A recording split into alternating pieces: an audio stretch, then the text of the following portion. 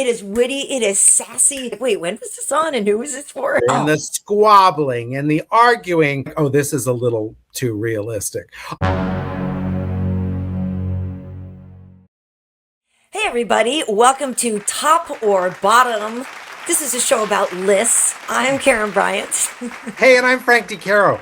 Boy, when you said top or bottom, I thought, lady, what is your problem? But then now I know what you're talking about. It's about lists. Yeah, I get it now. Okay. It is about lists. And today we are going to rank some of the most beloved sitcoms of all time. We've got one at the top of the list. And of course, that means one at the bottom. All right. So these are the shows that we are ranking. And of course, we want you guys to rank along with us. So we are going to be considering Cheers, Friends, Golden Girls, The Office, and Everybody Loves Raymond. Frank, these are all very classic shows. Oh my God, I could binge watch any of them and have. I love each and every one of these. But we do want, as Karyn said, we really do want you to rank them along with us and tell us which ones your favorites are of top or bottom. I think we should say it that way. I think that's the right way to do it. It sounds like a game show, and it sort of is, but it's really where we're ranking these shows. All right, so what did you put for number 5? First and foremost for me, at number 5, I hate to say it,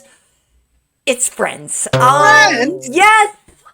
I'm sorry. For me, Friends is the number 5 show out of all of it. It's not that it's not a great show. I know that it is culturally so relevant. A lot of the people went on to do good things. The comeback, you got to give it to I do like the comeback very much. I do like the comeback, and I like the morning show with Jennifer Aniston. I think also part of it, Frank, is that I lived in Manhattan for like 7 years or whatever. And I definitely, it was that whole thing of like, you don't get apartments like that. Just Friends to me sometimes are just so, such an unrealistic portrayal of New York that I think I was just kind of like, you know what? Nah. You have to get past that with Friends, but I do like it more than you. Do you want to know what I put at 5? I do want to know what you put at number 5. I put Everybody Loves Raymond. Okay. And the reason I put it there is not because I like it really any less than the others. Uh-huh. My problem with it is it's a little close to home. Ray's parents are Frank and Marie. Okay. My parents were Frank and Marion. Uh-oh. Ray worked for Newsday as a columnist. Right. I worked for Newsday as a columnist. So I watched that show and I watched the manipulations that the mother goes through and the squabbling and the arguing and I was like, oh, this is a little too realistic. Also, the joy of that show is when you're really immersed in it because you really start to understand the dynamic. Deborah, the poor put upon wife, Ray's wife, who has to deal with these crazy Italians. She has a moment where she says to her own waspy mother, why can't you be more like her? Meaning this woman who's tortured her for season after season. Right. But she starts to realize that the Italian mother, who's a complete bitch to her very often, puts her first and thinks about her all the time, even if she's driving her crazy. You realize that sometimes love can be that annoying and painful, but you can also depend on it. So Deborah learns that lesson. So I put that at number 5, only because it's so my life. It was too much. Anyway. Clearly, I will be getting to Raymond a little bit later. They had an episode about somebody not taking a suitcase up the stairs. That's the one. And I was like, mother of God, like that is the most spot on episode of a sitcom ever. Yep. Ever. They always talk about that episode. Okay, well, let me throw up where we stand right now. I have got Friends in the number 5 position, and Frank has got Everybody Loves Raymond in the number 5 position. All right, who's your number 4?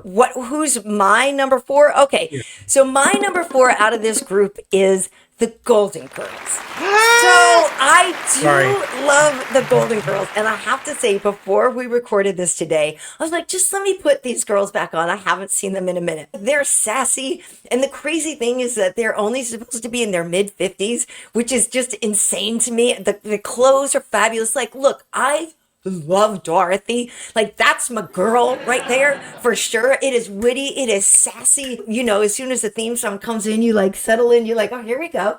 And so, like I said, my daughter was doing my nails and she'd never seen it. And we were laughing. I mean, like, she was entertained, but she was just like, wait, when was this on and who was this for?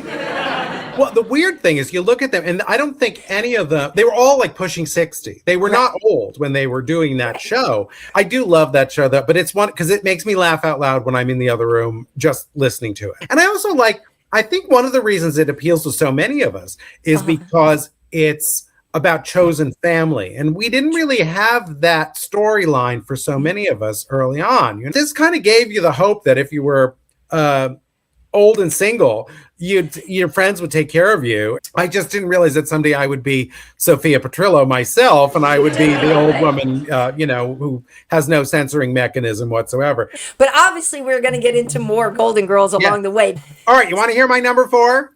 Yeah, now I do want to hear what is your number 4. My number 4 is Cheers. Cheers. Yes, and I love Cheers a lot, but I put it at number 4. Partly because I haven't seen all of the episodes. So there still are new ones. So that should probably be reason for me to put it higher because I can watch them and it's like see a new show. ones.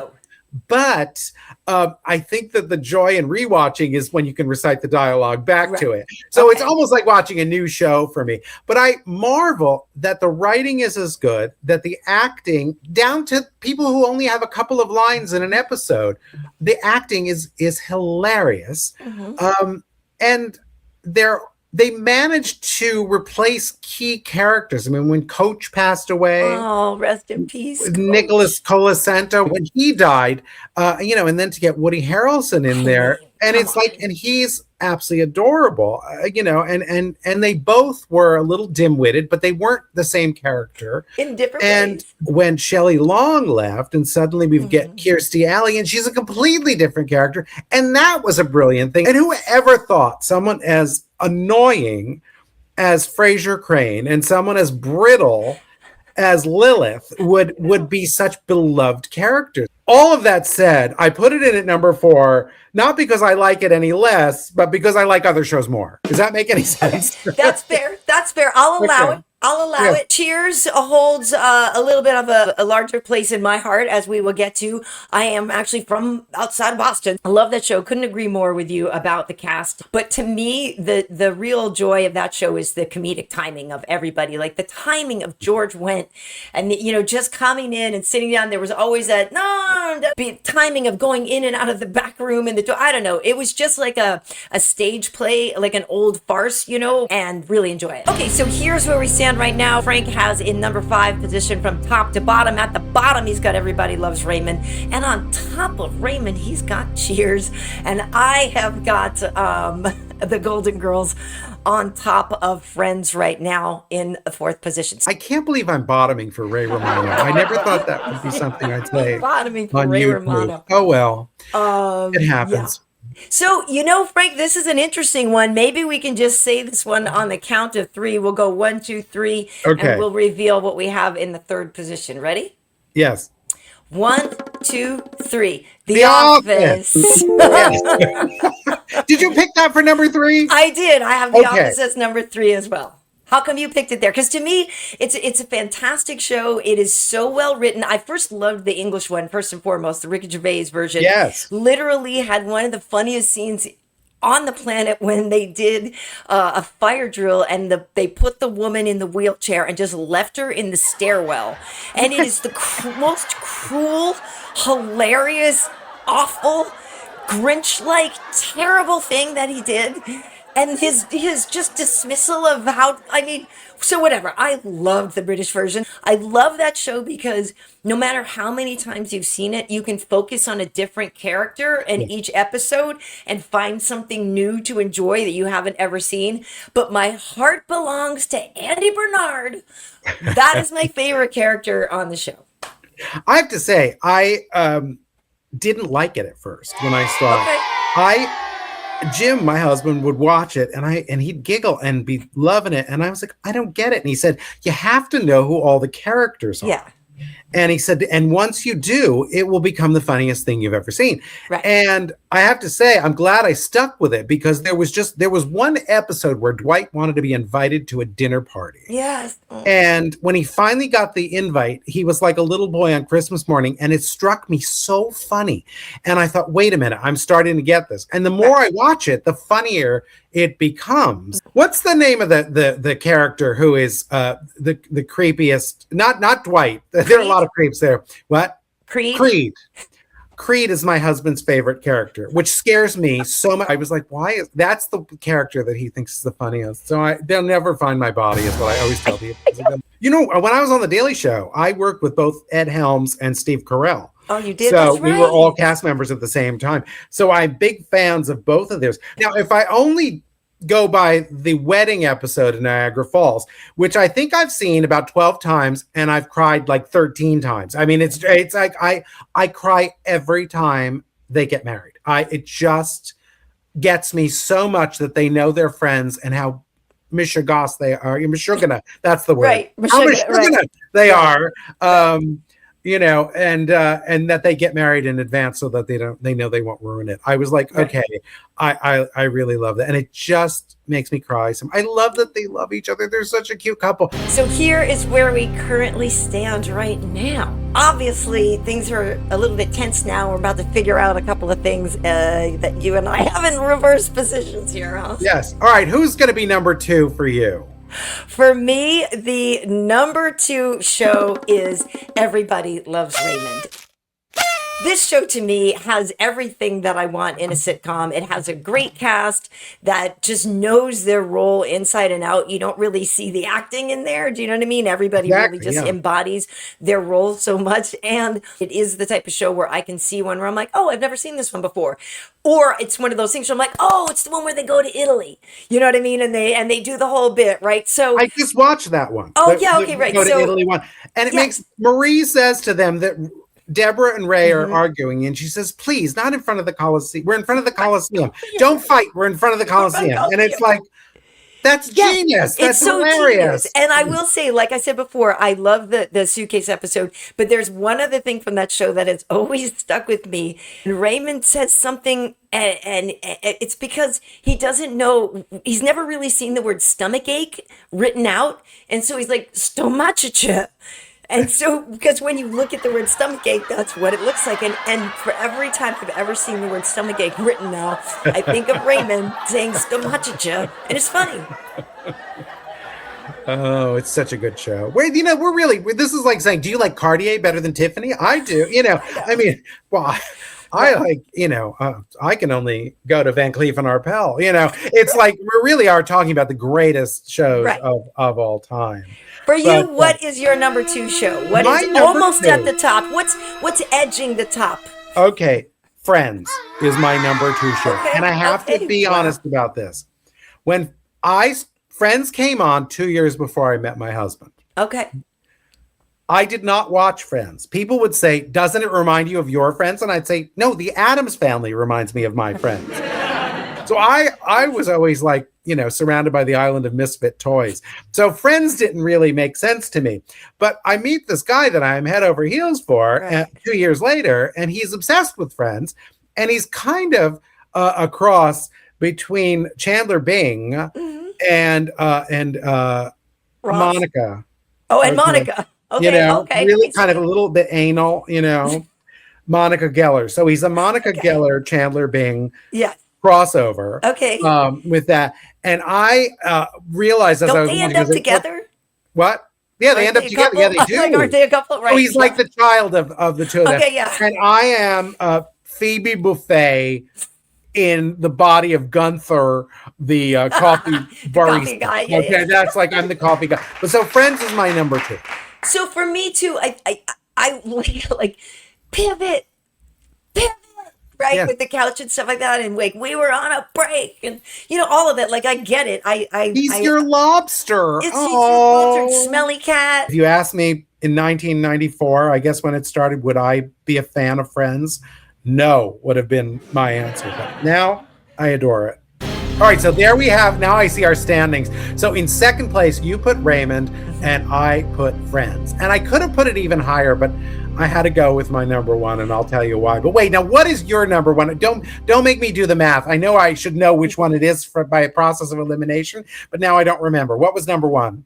Where everybody knows your name. It's got to be Cheers. It's got to be Cheers. It has to be Cheers. And I say that not only as a, person who grew up outside of Boston, but it's a show that I have watched over and over and over again. They are old friends. Like I said before, love the timing on that show so much. And the writing of it was very, very clever. I love the fact that that's where we got Woody Harrelson.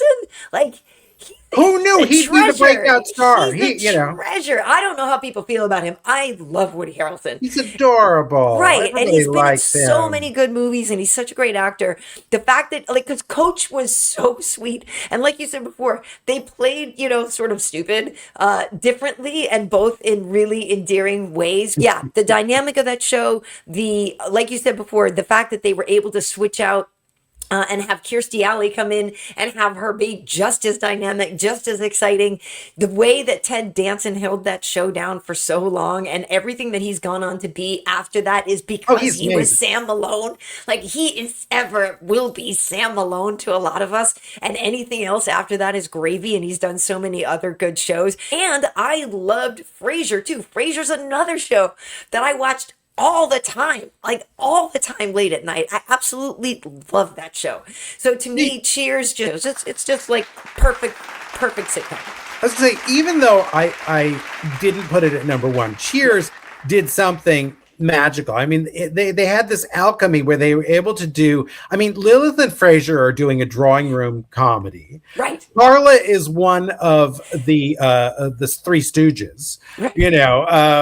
Totally. You've got Norm, and Cliff are sort of like Statler and Waldorf from the Muppet Show, commenting on everything. Yep. And then Sam and Diane are doing this romantic comedy in the middle of it all. So you've got all these different comedy styles. So there's talk about something for everyone. And they were able to pull off so many different kinds of things. So I'm very, very impressed with Cheers, and I understand why you put it there. I have to say that I put it at number one. Right.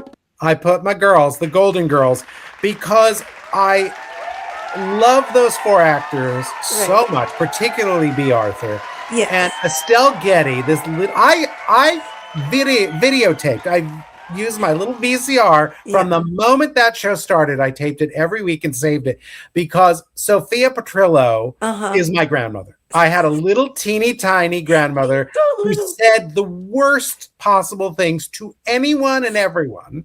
And I watched it. I was like, oh my God, Sophia is Nana, and I liked that it was naughty. And I had watched, Susan Harris created it, and she'd created Soap, which when I was a kid, great show. The first gay character with Billy Crystal, who wasn't pathetic and who was funny, and it was pretty great. Yeah. So I already went in respecting everybody involved. I even liked Maude when I was a kid. Maybe it was just that I envied her deep voice. It could just be that I wanted a man's voice, and she had one. So maybe that's what it was. But what I like about the Golden Girls is not only does it promise you that being old isn't going to be so bad, but it also really set the template for so many shows that would come after it. You get four people together like that, and it's some dynamite comedy. Also, a little bit of an inside tip. Frank's husband also happened to have written a book about the Golden Girls. And so this is something that you guys could pick up as well, because he really does know everything there is to know about the Golden Girls. And it keeps a roof over our heads. So we really are happy about it. I love it. But yeah, so I would pick Golden Girls as my number one. But you know what? I can live with your list. I can live with my list. We could make an alternative list and pick 5 other shows, but I do think this is the creme de la creme of things you can watch and stream right now. My top is Cheers, and my bottom is Friends. But those, it's a pretty great situation there. Now, I don't think I could top B Arthur. I don't think I could. I think she'd have to top me. And I never thought I'd bottom for Ray Barone, but for Ray Romano. But I put him in my bottom slot, if you'll pardon the expression. Nice. But well, thank you for playing along top or bottom, Frank. Thank that is you. fun. I got to tell you though. But who's your honorable mentions? Okay, I think there are two that we have to mention. One is The Big Bang Theory. I think Big Bang Theory is hilarious. And you just have to, the thing that keeps it out of the top 5 is, do I want to spend that much time with sci-fi loving astrophysicists and other scientists, which is, it's harder than spending time with 4 old ladies in a Miami house, you know? And the other one that I think is really kind of amazing is King of Queens. And King of Queens is a show that you don't really remember is as funny as it is. And you watch it and you're like, oh, this is kind of brilliant. I love that show. It was the one, whenever I was traveling, performing, that was the show that was always on when you'd get off stage. And so you'd end up watching 2 or 3 or 4 episodes just because it was there. And of course, Seinfeld. You have to want to be around awful people. But if you got a hankering for some awful human beings, Seinfeld will always do you right. And you just sit there and go, oh, horrible. Why do I watch this? I agree. And then you laugh and you're as guilty as they are for being awful human beings. But I agree. I love King of Queens. I don't know why that slipped my brain because that show is so good. But I do also love Seinfeld. And one that I love, that I don't know if it's really a sitcom, but Always Sunny in Philadelphia is a show that no matter what, like, to me, that show is absolutely bananas every single time. It is so over the top and just ridiculously stupid funny. Absolutely love that show. They make the Seinfeld gang of horrible people look like campfire girls. Okay, the 4 of them are awful. I was watching the episodes where they go to Ireland. There are 4 episodes. And not only does Caitlin Olsen get Sweet D get hit by a car in every episode that they're there, something horrible happens to her because she can't look the right direction. Right. But also, the cars are coming the Danny DeVito goes over there, and who is he protecting? He goes there because he's got Epstein files that he's got to shred. And you're just like, what year was this? They really do make, the Seinfeld gang look like the sweetest bunch of Boy Scouts you ever saw in your life. They're awful, and yet hilarious. Well, that is it, top to bottom. So we'll be back with another episode, and we'll be back with another top to bottom list. But Frank, before we go, where can people find you on social media? Where's the best place? Say if they would like to see me both topping and bottoming, they can go, and humor wise, they can find me as particularly on Instagram at Frank DeCaro Show. And I put stuff up there at a good pace. There's new stuff 5 or 6 times a day, and it's often very naughty. And follow me on there. What about you? Where can they find you? So for me on Instagram, I'm at KB Heat. But if you are watching this video, that means you're here on YouTube. I'd love it if you could like this video and subscribe. This is the KB2 channel. It's YouTube/@KarynB. It's Karyn. I have a couple of YouTube channels, but this is the one where Frank and I will be back on top or on bottom. It all just depends. I know. And I've been collaborating, so you can check out my YouTube channel as well. So yeah, folks, leave your top or bottom list in the comments. And yeah, like you said, if you've got ideas for other lists, leave those as well. But thanks for checking the video out. And we'll be back with another top to bottom. And maybe we'll do frozen desserts. I don't know what we should do next, but we'll figure it out. We'll see you. Bye.